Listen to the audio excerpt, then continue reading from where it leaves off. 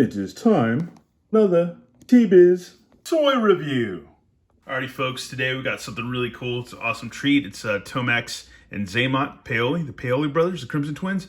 These guys are super unique back in the day. In like 1985, we had already had like some cool figures before this wave. We already had like, I guess, like Storm Shadow, Baroness, Destro, Zartan. We had a lot of cool characters before these guys, but this line, this wave in 85 had a lot of really good guys, like Alpine, Quake Kick, the Dreadnoughts, a lot of cartoon favorites like Shipwreck and Flint and stuff like that, and all kinds of Cobra baddies and stuff, and the Crimson Guard, which these guys command, so it's pretty awesome too.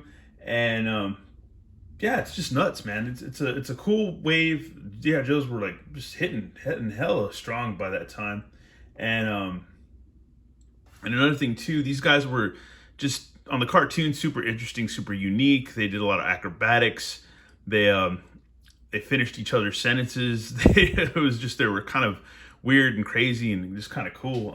We'll go ahead and dip into their file card before we bust these figures out and open them up. Code names Tomax and Xamot. File names classified: specialty, infiltration, espionage, sabotage, propaganda, and corporate law. Birthplace: island in the Mediterranean. Spell out the name Tomax in capitals and hold it up to the mirror. It reads Xamot. The same holds true for the actual brothers. Each is a mirror image of the other except for a scar on Xamot's face. Both twins served the Foreign Legion Paras in Algeria before the officers' push. They honed their mercenary skills in the bush wars of Africa and South America. They were too smart to be soldiers forever, went to Zurich, and became bankers. They quickly found the ins and outs of international finance to be too haphazard for their tastes. They preferred the situation they could control. Cobra was willing to give them access to that control. Now they command legions, but their legions wear three-piece suits and fight their battles in executive boardrooms. These then are the most fearsome of the Cobra adversaries. They don't fight with steel and claw, backed with muscle and honest sweat. They chase you with paper, wound you with your own laws, and kill you with the money you loan them. So yeah, they're kind of like elitist thugs, kind of like really smart thugs. And yeah, they're cool, man. They're really cool. Because the vintage figures were awesome, because they had the cool packaging with the little reflective mirror on the sides, and then you came with the sky hook and string and stuff, so they could, you could both have them swing into battle and stuff, which was really awesome. And yeah, they're just really, really awesome figures. Just very cool. Once again, the box art, not too bad. Kind of weird. I don't know how I feel about these guys on the front of this box. It's kind of, I don't know. They just kind of look kind of wimpy. But when you combine them, kind of have to have them backwards a little bit. But yeah, makes the Cobra symbol right there. And there's both of them, which it's Xamot Tomax, but it needs to be Tomax and Xamot. Anyways, let's go ahead and rip these guys open and check them out. And we're back. And before we check these figures out and their accessories, I thought this is kind of crazy that they come with the Chris knife with a wavy blade. It's pretty interesting.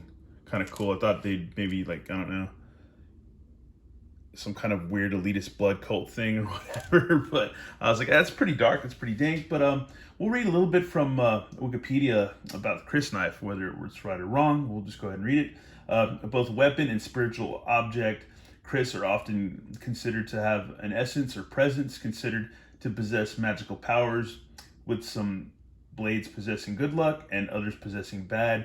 Chris are used for display as talismans with magical powers, weapons, a sanctified heirloom, auxiliary equipment for court soldiers, an accessory for ceremonial dress, an indicator of social status, a symbol of heroism, etc.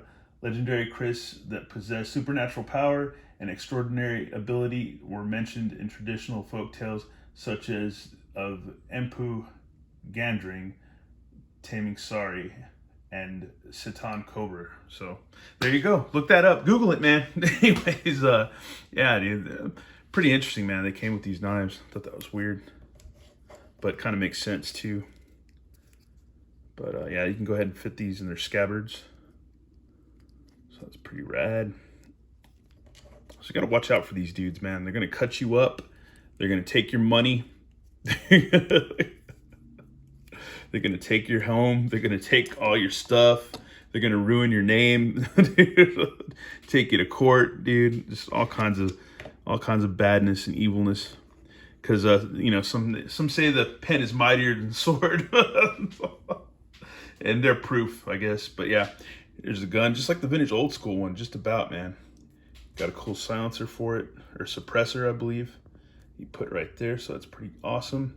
Really good detail. Clip goes in and out, so it fits pretty snug. So yeah, it's just like the old school, their old school weapons. But yeah, the detail's rad on these figures. Here's good old Tomax. Looks like a cross between, I don't know, I want to say, it looks like a lot of different people, man. From Charlie Sheen to James Brolin to Tom Cruise. Just a lot of different people, man. Maybe one of the guys in Duran Duran, I don't know. But yeah, they're pretty rad, man. Pretty cool. Some of this is new sculpting. And I would say maybe this is like a total all new buck altogether, I believe. Got the pauldrons, the cool sash, Cobra emblem, and all that. So it's pretty wicked, man. Pretty freaking cool. Been awesome for some vac metal stuff, but man, vac metal, it's kind of, I don't know. Can't have it on everything, that's for sure. But nice detail on the belts and stuff. Really cool. Once again, matte articulation. So you got butterflies, bicep, double elbows. You got a swivel, and it looks like a up and down, and maybe just, yeah, just up and down doesn't really work too much, and swivel on the wrist. Gauntlet right there. Splitsies, drop downs. Upper thigh cut, which is pretty tight. I have to mess with that later. Double knees, calf cut, rocker pivot, and swivel. So yeah, that's pretty cool, man. Really not bad. And he's got a scar, good old Xamot. It's cool about these guys because they would like totally finish each other's sentences, and if you hit him, he would feel it. So yeah, all together, yeah, they would really cool. I guess some would say, as I read in I think Transformers Wiki or Fandom, that they almost have a symbiotic relationship, so to speak. But yeah, whoop, just a mirror image. That's crazy. Really cool. And here we have them all nice and posed up. They look really cool, man. This is just a classic team, classic duo. Just the Crimson Twins, dude. This is really cool, man. I'm so happy for these figures, dude. And they're easy to get. Got them on Amazon, so it's really cool. If you want to go on Amazon right now, you should be able to pick them up. If you got Prime, you can pick them up with free shipping. So you can get them relatively quick within the week. So yeah, they ship pretty fast. They ship separate, but arrive pretty quickly. So that's pretty cool. But yeah, man. Freaking looks amazing. Holding their weapons. They'll not only take you to court and seize all your property and your funds, but they'll also, they'll also bust a cap in you, man. These guys stand again, but yeah, they're rad, man. They're freaking rad. And one thing's kind of funny too is I always thought their boots were kind of weird because these things look like sneakers. The bottom of the boots, they look like some weird, just I don't know, weird sneakers. And they got a little bit of tread too, but yeah, they're so weird looking. But that's the thing about Joe's is you got more into the mid 80s. The characters got a little bit more gonzo, a little bit more crazy. But yeah, here they are with, we'll go ahead and throw a good old Pimp Daddy Destro. Director. Destro, so that's cool, man. That's some risky business right there. Anyways, that's it for this review. Let me know what you think, whether you like these guys or not, whether you got them on the way. And I do need to get some Crimson Guard, that's for sure, man, because I just realized that I don't have any Crimson Guard whatsoever. And let's give shout outs, man, to Tyron Blanche, Cyberdrone, Plastic Quest, Dr. Twisted's Realm of Toys and Arts, DZ Squad, big shout out. Let me see, Tossum, let's see, El Tenda's Channel, Hobby Man 1923, let's see, Tsunami, Garger Max Power, V9, I don't know who that is, but yeah, it looks like that's about it. Sunny Shine and Evil Villain, Rider Origin, KJ.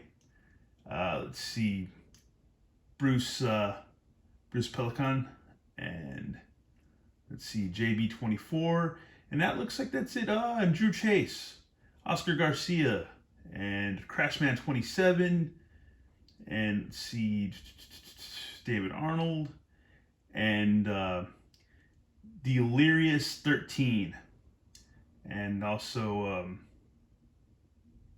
yeah, oh, and Zen Wing, for the guy who commented on on the ugly He-Man 40th anniversary and stuff. And also Chris Wilby too, and HM Collectibles, and that's about it. And oh, and Ageless, yeah,